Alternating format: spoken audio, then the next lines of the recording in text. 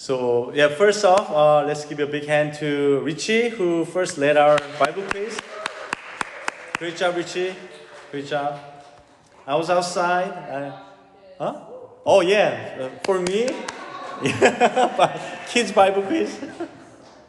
They all helped each other. I had literally no job to do. So yeah. Now we've reached the final sermon of First Kings. As you know, we have been preaching on Kings, First Kings, for 5 weeks. So over the past 5 weeks, I don't know if you remember, we first looked at the story of how David's son Solomon became king after David died. So after David was Solomon. But Solomon became a king, long process, but instead of relying on God's wisdom and power, he chose to lean on the wisdom and strength of the world. Yep. Oh, thank you, Mike. How many times have I forgot to read the passage? Okay, passage, chapter 18, verse 18 through 21. I have not made trouble for Israel, Elijah replied, but you and your father's family have. You have abandoned the Lord's command and have followed the Baals. Now, summon the people from all over Israel to meet me on Mount Carmel, and bring the 450 prophets of Baal and the 400 prophets of Asherah who eat at Jezebel's table. So Ahab sent word throughout all Israel and assembled the prophets on Mount Carmel. Elijah went before the people and said, how long will you waver between two opinions? If the Lord is God, follow him. But if Baal is God, follow him. But the people said nothing. Okay, so 5 weeks. We have first looked at the story of how David's son Solomon became king. And quite different from our assumption, King Solomon wasn't a man of God. He was a man of wisdom. But when he got this wisdom and when he ascended to the kingship, he relied on worldly power more than he relied on God. He walked the path of compromise. And as a result, not only he and his family, but the entire nation drifted away from God's will. So we first looked at how Solomon worshipped at high places, Gibeon, the place where they worshiped God and Baal all together. Then Solomon's son Rehoboam went beyond his father's mistakes, making even worse choices. He chose to rule God's people harshly, following the ways of the world. The problem here is not only treated them harshly, but the problem was that he followed the path of the world. He just copied how the world governed their people. After King Solomon's death, the kingdom split in two. Now the story continued with Israel divided into the southern kingdom and the northern kingdom of Israel. And now, in the passage we read today from 1 Kings, the prophet Elijah appears, active in the northern kingdom. So prophet Elijah was active in northern Israel, not southern Judah. Then who is this Elijah, the prophet Elijah? We know from the New Testament, he is the very Elijah who appeared alongside Moses when Jesus was transfigured on the mountain. We all know this famous story. Jesus was transfigured on the mountain.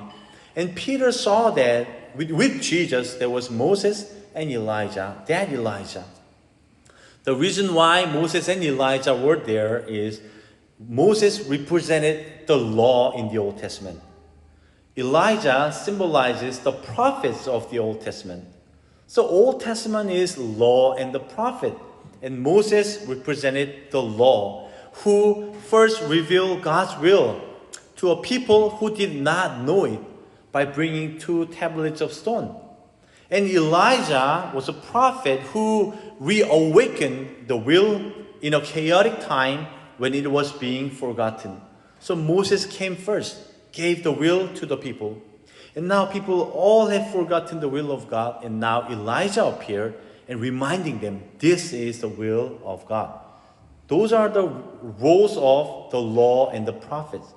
And now today's passage concludes with that famous cry of Elijah. Elijah cried out in verse 21, how long will you waver between two opinions? If the Lord is God, follow him. If Baal is the true God, follow Baal. This cry of Elijah is very firm and powerful. And in this scene, we see the people of Israel hesitating, unable to decide between God and idols, wavering between two opinions. And from this scene, if you have read the Bible carefully, you are reminded of another scene a few hundred years before, when Joshua, Moses' successor, cried out and demanded a choice from the people. So Joshua succeeded Moses. Now whole Israel people were about to enter the promised land, and now Joshua declared to the people. Let me read these verses for you from book of Joshua. But if serving the Lord seems undesirable to you, then choose for yourself this day whom you will serve, whether the gods your ancestors served beyond the Euphrates, or the gods of the Amorites, in whose land you are living. But as for me and my house, we will serve the Lord. So here Elijah is appeared to in front of the people of Israel as second Moses, reminding them the will of the Lord, and as second Joshua, calling them and commanding them choose the right choice. Choose between the idols and God. So Elijah bore the mission of proclaiming God's will and urging the people to make a resolute choice. So Elijah had to call them and cry out to them, choose, because the whole Israel was wavering between two options. Not only one person, but as a whole Israel people, they were wavering. So now let's examine how the people of Israel were wavering. So when you read the Old Testament story, all these kings were not individuals. Those kings were just representative of the entire people of Israel. If the Bible depicts Solomon as compromising, it means that whole Israel were compromising. If the king were wavering, then it means the whole people of Israel were wavering. The kings were just gave an example. So the clearest example is Solomon again, the Solomon, whom we looked at a few weeks ago. He was not much different from the people offering sacrifices at various high places. And one of them was Gibeon. Solomon himself worshipped at the high place of Gibeon. Of course, he returned to Jerusalem to worship proper worship. But by then, he was already with the daughter of Pharaoh. And later, he was surrounded by countless foreign women. Those 1,000 women symbolized the powerful kingships and military might of their native lands. So when Solomon was surrounded by these 1,000 women, it means that he was wavering between 1,000 directions. How much must Solomon have wavered among them? How much must he have hesitated and had been shaken? Now, his son Rehoboam inherited this wavering attitude as well. Rehoboam didn't just waver. He openly chose the way of the world. Instead of ruling the people according to God's will, he opted for the worldly method of oppressing them even more harshly. We looked at this story last week. Now Rehoboam surpassed his father's compromises, actively walking a more wrongful path. Now, the timing of today's passage, when Prophet Elijah ministered, is about 50 to 60 years after Rehoboam. So the southern kingdom of Judah and the northern kingdom of Israel lived as completely separate kingdoms. So two kingdoms now.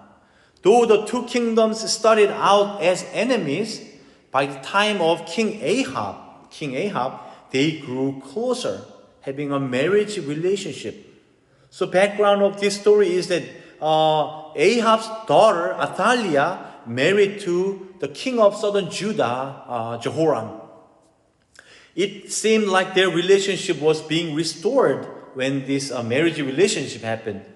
But the problem was that this relationship didn't lead them to serve the Lord. If the evil part and lesser evil part have closer relationship, most of the cases they become more evil, not becoming better. So this was the case when the evil northern kingdom had this marriage relationship with the less evil southern Judah. It led them to serve, not to serve the Lord, but it plunged them to further into evil. So Ahab, king of the northern kingdom, had a daughter named Athaliah, who married Jehoram, king of Judah. And now this daughter, Athaliah, she drove the entire southern kingdom, the kingdom that she married to, southern kingdom, into idolatry. And she was depicted as a woman even more wicked than her mother Jezebel. You may have this idea, oh, Jezebel is the most wicked woman in the Bible, but that is not. Her daughter Athaliah was more wicked, slaughtering even her own grandsons for the sake of power. So this evil influence coming from northern Israel to southern Judah swallowed up all of Israel. So from north to south, God's people sank into the swamp of idolatry because of this woman Athaliah. Ironically, however, the name Athaliah means the Lord is exalted. Lord is exalted. Isn't that heartbreaking? I had a friend in my childhood named John in Korea. Later, when I became 21, I heard from another friend that he became a gangster. How ironic that this guy named John became a gangster. Athaliah is similar. Her name means the Lord is exalted, but her evil deed surpassed even those her mother Jezebel. Can a name and a life diverge so drastically? When parents name their child, they pour their hopes into what kind of person they will grow up to be. When King Ahab named his daughter Athaliah, it couldn't have been an easy decision. Think about his situation, having his wife Jezebel, who was passionate about idol worship and the one who led Ahab down the evil path. Now Ahab, while living with such a woman, he still allowed his daughter to be named Athaliah, meaning the Lord is exalted. He named not only his daughter, but also his sons in a similar vein.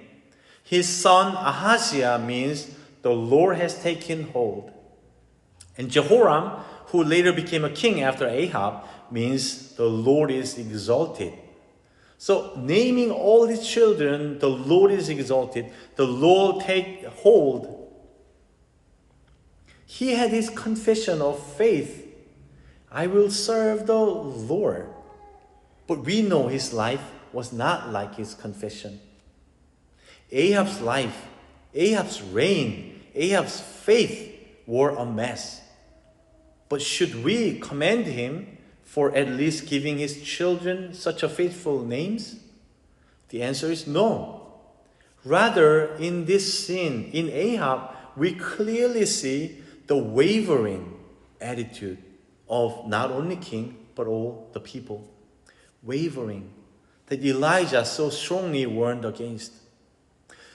Naming his children according to faith, while surrendering his entire life to Jezebel's influence. This wavering situation was Ahab's life.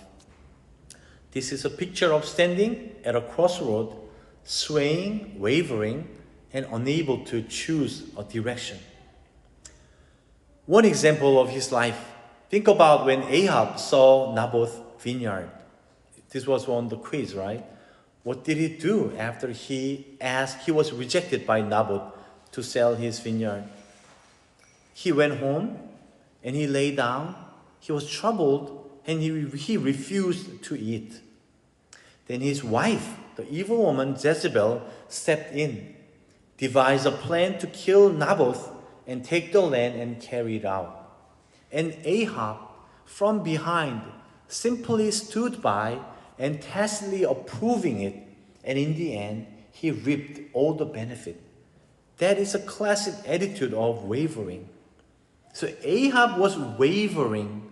He wanted to maintain the appearance of faith as one of God's people, and he wanted to avoid committing evil with his hands. But he had no intention of giving up the worldly benefits and pleasures that idolatry offered. So he was described in the Bible the most wicked king in Israel's history, not because of all the evil things that he did, but because of his wavering attitude, wavering moment. He had options to serve God, but he wavered between Baal and God. The Bible warns more strongly against this attitude of wavering than against outright evil. In book of Revelation, the Lord says to the church in Laodicea, "You are neither cold nor hot, but lukewarm. So I will spit you out of my mouth." So God is saying, make a decision one way or the other. God rebukes this wavering attitude even more sternly. So Ahab was a wicked king, not because of his wicked deeds. Of course he did wicked deeds, but he was wicked king because he was wavering between God and Baal.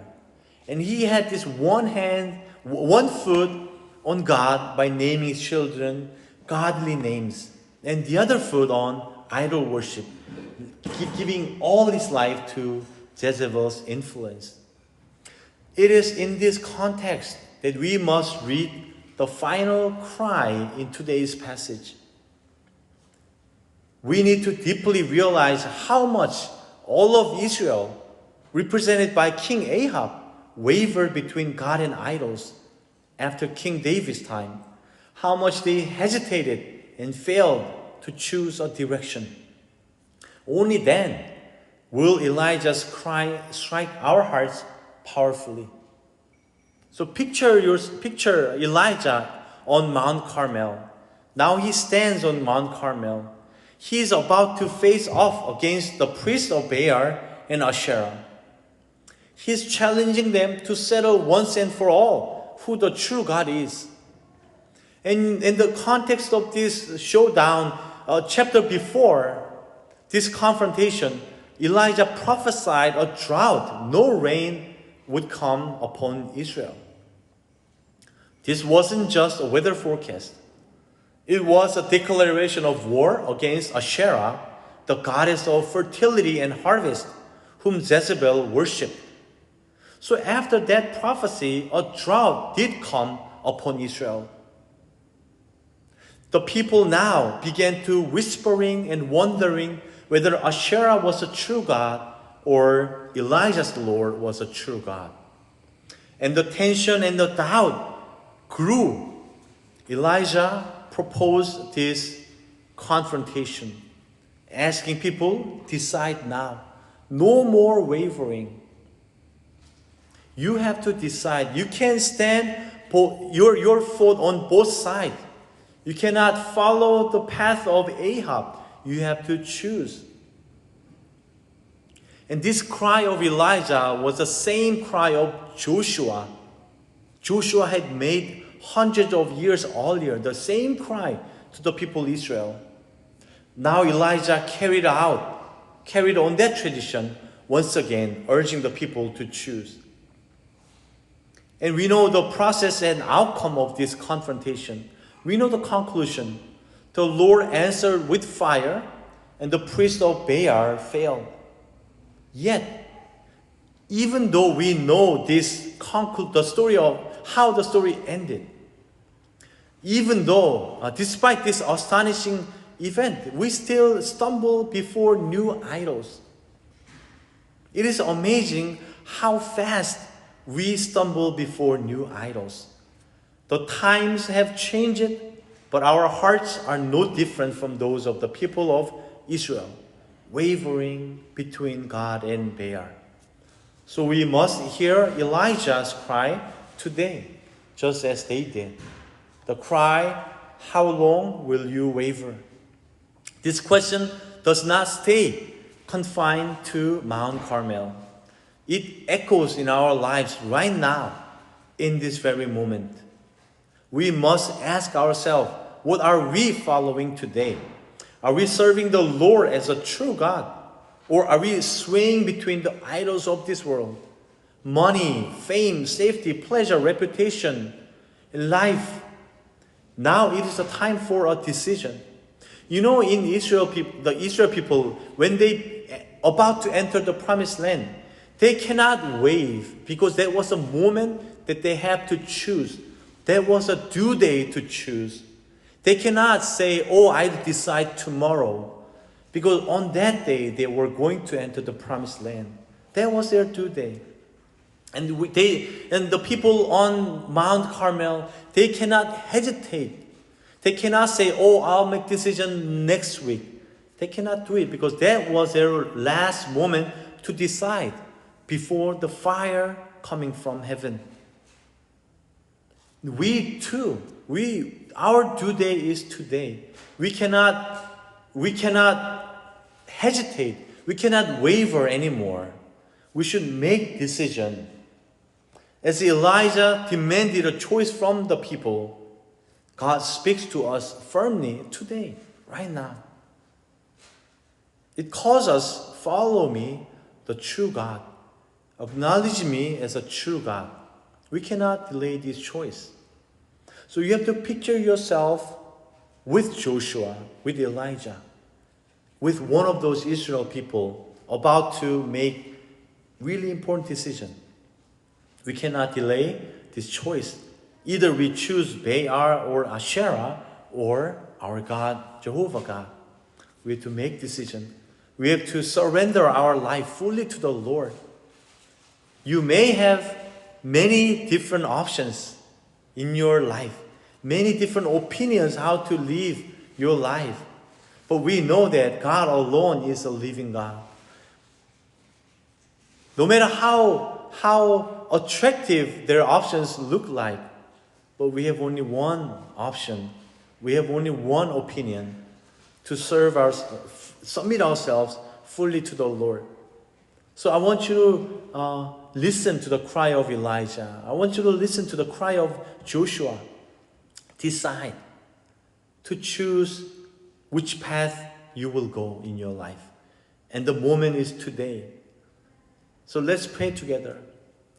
As we give our lives to the Lord, let us submit our all.